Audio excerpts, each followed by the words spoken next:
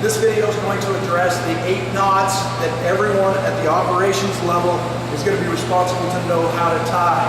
So the video will be set up to where we will demonstrate the knot, show you how to tie it, talk about the reasons or where we might use that knot, and then there will be a chance for you to pause the video, practice the knot as a crew, and then restart the video to move on to the next knot. So the first knot we're going to be tying is a figure 8 on a bite. Figure 8 on a bite is our main anchor knot. We're going to be using that to connect things together, connect a rescuer to the system, connect a rope to a basket. To tie this, you're going to take our 1/2-inch static Fremantle rescue rope, get half your body span for a bite. Once you turn that bite over, fold it over your hand. Now I need to wrap this bite half a turn and a full turn and push it through the top of the knot. Tension that up, clean that knot, so it gives it good recognizability. And now we're going to tie our safety knot, bring it around until it touches itself, and the knot goes through figure 8 on a bite. So the next knot we're going to be tying is a bowline. The thing we need to remember at Nampa Fire Department about the bowline is we're only tying a bowline in a static application when we're using it for life safety. If we're hoisting equipment, we can have it travel in that situation, but for life safety, for technical rescue, it must stay static. To tie that, I'm going to take the working end of my rope. I'm going to go around a suitable anchor. Once I've pulled that bite on the static side of the rope, I'm going to tie a loop. So I got my working end. I need to look at my loop. If that loop comes out on the bottom, then my rope will go in through the bottom, under the bottom, and back in the hole to get my bowline. If, when I tie my loop, I naturally tie it as a topside loop. So now when I look at it, roll it up.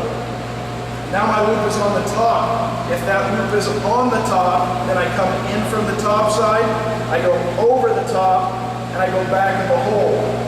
This knot's easily adjustable by pulling slack and sliding it up closer to my anchor. I'll now finish with my overhand safety on the rope that it comes in next to. So a complete loop till it touches itself to create that loop. Tail goes through. Bowline.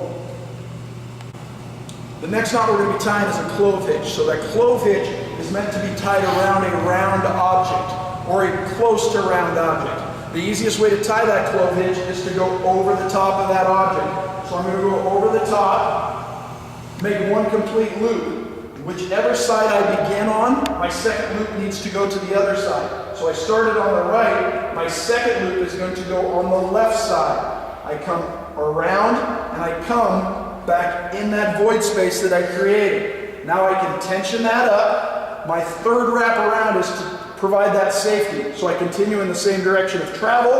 I tighten that down and I tie my overhand knot around the standing leg, and I can tension that down until I get my clove hitch. The next knot we're going to be tying is a butterfly. A butterfly is a midline knot that allows me to pull in either direction. To tie that butterfly, we're going to show 2 methods. The first method is the twit wrap method. So I can lay it across my palm. I'm going to grab the far side. I'm going to wrap back over my hand up towards my thumb once, twice, till I have 3 wraps. Identify the middle wrap. I'm going to pull that bite, give myself some slack, bring it up to my wristwatch, push it under those 2 on my palm till it pulls out. Snug it, give it some form, and now I can pop my legs, and I'm going to get my butterfly. The other way to tie the butterfly is if I need to tie it in a specific spot. So if I want a butterfly exactly there because I built a bridle and I need to isolate that knot in the center, I can now take that spot, hold it, put my arm through and lift up my thumb. I'm going to twist it a half turn. I'm going to put that bite over my thumb. I'm going to twist it another half turn. I'm going to bring that bite, capture it with my thumb. Now I'm going to take this bite under those 2 legs and out this center hole. So it goes in through that bite, pushes through, pull through to give it some form, and then pop the legs. Butterfly. The next knot we're going to tie is a double fisherman. This is for connecting two ropes together of equal or close to equal diameter for load-bearing purposes. So because this is a bend, a double fisherman bend, I'm going to bring the two ends together. I'm going to overlap them until I have about 18 inches on each side. Now I can use my finger, and I'm going to wrap around my finger and this rope twice. But when I do that, I need to wrap back over itself. So there's 1, 2. Now I'm going to take this rope and replace my finger. So there is half of my double fisherman. I need at least a palm width of tail hanging out of this when I tighten it down. Now I'm going to turn the entire thing around, and I'm going to do the exact same thing on the other side. 1 wrap back over itself for 2 complete. Tail goes through to replace my finger. At least a palm width of tail, snug it down, bring them together, and those X's will nest up with each other to create my double fisherman. The next knot we're going to be tying is a square knot. The square knot is going to connect 2 ropes together just to bind up loose ends of rope. This is for not for a load-bearing purpose, but to bind up loose ends of rope. So I've got my 2 tails. I'm going to cross them over just like I start tying my shoes, and I'm going to make that simple twist. I need to do the same thing, but I need to identify which rope goes on top, and I can easily do that by taking the 2 ropes in my hands, whichever one is closest to me. So you can see the Old Glory rope is on my side, the red is on the far side. Whichever one is on my side of the knot goes on top. So I lay it on top, make that twist, bring it down into my square knot, and I finish that square knot with overhand safeties on both sides.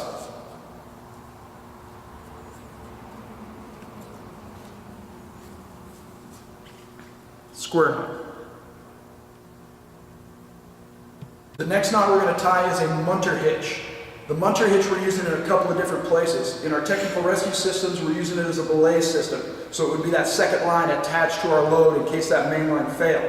But we can also use this with our engine roll if we're helping somebody scramble down a slope to get down to an accident victim for a car over the edge. So to tie that munter hitch, because it's a midline, I'm going to take it and I'm going to put it in the palm of my hand.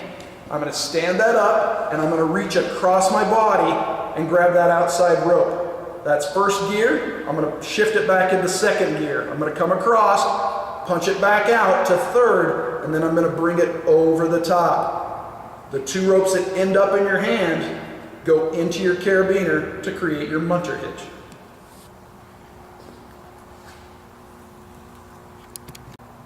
So the last knot that we're going to be learning today or reviewing is going to be the water knot. This is going to be the only suitable means to connect 2 pieces of webbing together for load-bearing purposes in a life safety situation.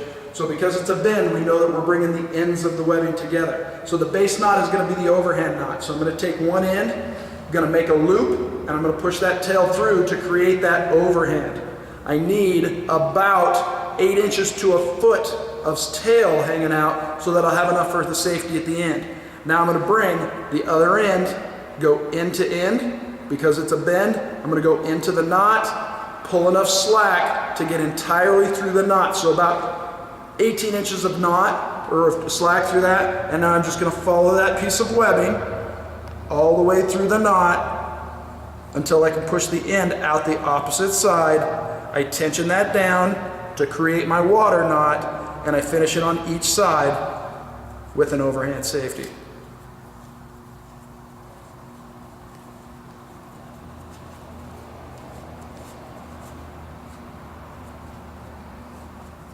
Water knot.